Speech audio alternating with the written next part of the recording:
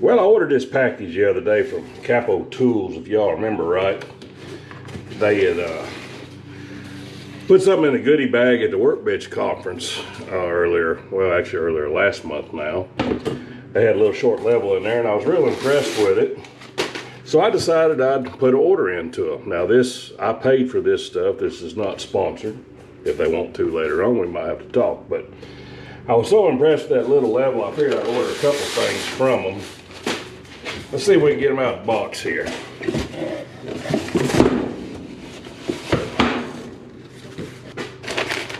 So I ordered a speed square from them. I think I ordered a sliding, not a rule from them.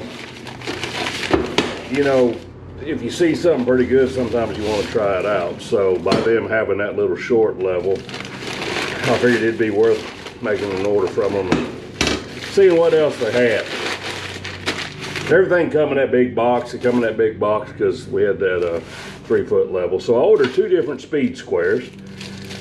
You know, it's kind of hard to mess up a speed square, but you get a plain speed square like you buy at the big box store. You know, sometimes they ain't got no frills to them at all. So this one here looked pretty good, so I figured I'd try it out.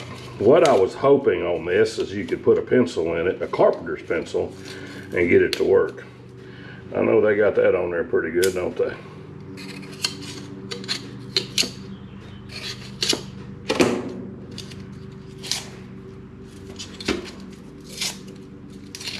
There you go. So I ordered their 7-inch speed square and a 12-inch. Now I am not no framer or nothing like that, not a carpenter. But you know, you'd be surprised how often you use a good speed square. You can use it, you know, doing metal work, you can use it woodwork, of course. They're handy. You know, I use a speed square a lot of times if I want to pick up a circular saw and cut something, so they're real handy for that. So let's get this off of here. All right, get all that out of the way. So there we go. That's their 2 speed squares. Pretty nice. What I was wanting to be able to do was be able to put hopefully a sharpened version of that carpenter's pencil in there. But see, you could get a carpenter's pencil in there and slide that and put you a line down. That's what I was really wanting to do. Looks like it's anodized aluminum. Got your pivot point on, hip valley, all the standard stuff. Seems to be a real good piece. Let's see what we got in this package. If I remember right, I ordered a couple sliding rules. Now I use the sliding rules in metal fabrication quite a bit.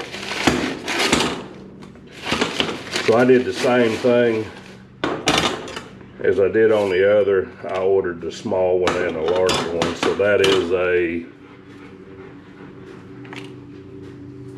8-inch and a 12-inch. A little bit easier to get the paper off of that one. So this is the Kapro Legit Square. And the thing I seen on that made me want to buy it is this little piece right here. If y'all can see that. But that'll pop out or roll in. So a lot of times you want, you know, say if you're working with a piece of wood, this kind of square doesn't work really good because, you know, it wants to drop down. You can pop this little old ledge out. And then you can set it just like that. And you can put your pencil in here. This you would need to do probably like a mechanical pencil, drop it in there. You can do a slide measurement. I was thinking I might have ordered a sliding one, like a sliding bevel, but this is what I ordered instead. So this is the Legit Squares. Seems to be pretty good. Got black writing on it. It does have some degree marks in here, 30, 22 and a half, 15 and 10. I don't know if y'all be able to see that, 60, 50. So that's nice. You can set some different degrees on there. You can use it just like you would a speed square as well. Now the main thing that I wanted to order from them was this level right here. I thought this was rather interesting, and I think we'll do another video and we will see just how accurate this thing is. This is their 48-inch level, And what I liked about this, and the reason it stood out to me, is it's not digital, it's old vial style, but it has got vials that are offset enough that they will give you percentage of slope. So one of the reasons I would use this is, say if we're doing ADA sidewalks.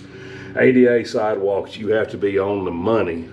Otherwise, if you're out of specs, you'll have to tear that concrete up and re-pour it. So what I wanted to try on this is, we have on this end down here, we have the standard 0%. So this bubble is level, supposed to be level, you know, real level. 0.5% slope, 1% slope, 1.5% slope, and 2% slope. So what I end up doing most of the time is I set up the laser and we do measurements, or we use a digital level. Now I have had a problem with digital levels being incorrect. One of them is the cobalt level I picked up at Lowe's. Bought a brand new one last summer, and I was laser checking everything and doing the math, and that level was out. So it was not right. But this is where this would be handy. So if you wanted to, this floor that we're on right now is not level. So if you wanted to say set up that slope, then if we wanted a 2% cross slope, you could take this level, put it on there on your form boards, and then set your form boards where this bubble would be in the middle right here, and then you're at a 2% slope from this end to that end. So I thought that was a pretty neat little old deal.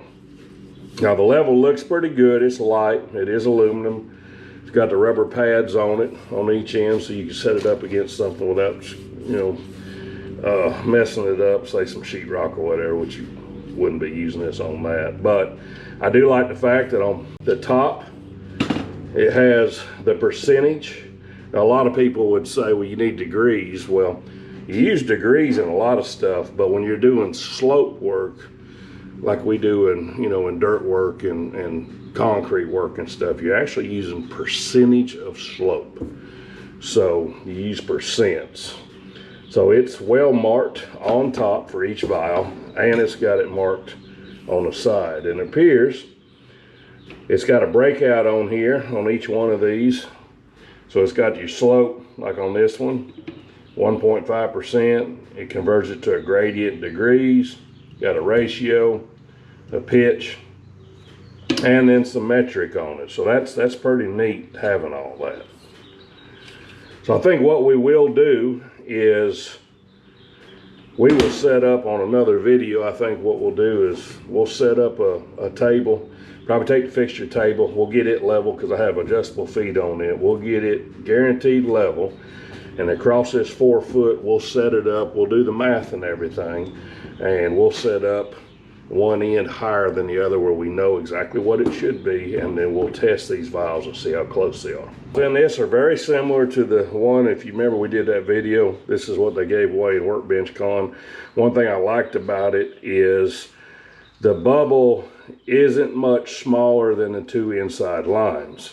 So on a lot of levels, the lines are a lot bigger than the bubble, and that gives you a problem where you get a lot of variance in there, and if you don't watch it, you will think you're level and you're really not level. If you're going a long distance, you'll get out of level real quick. So part of the reason of buying this was the quality of that distance and this level they gave us in the Workbench Con goodie bag, and it appears that this is pretty close too.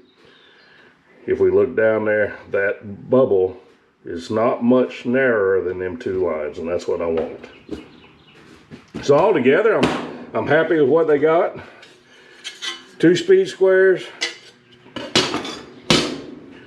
2 of these ledge squares, and then the gradient level.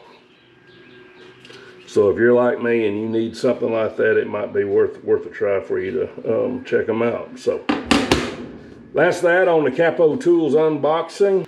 So we'll put a link down there in the video. You can check their stuff out. Like I said, I purchased all this. It was bought with my money, and we'll do a video here for long where we'll check and see how accurate this stuff is. Until next time.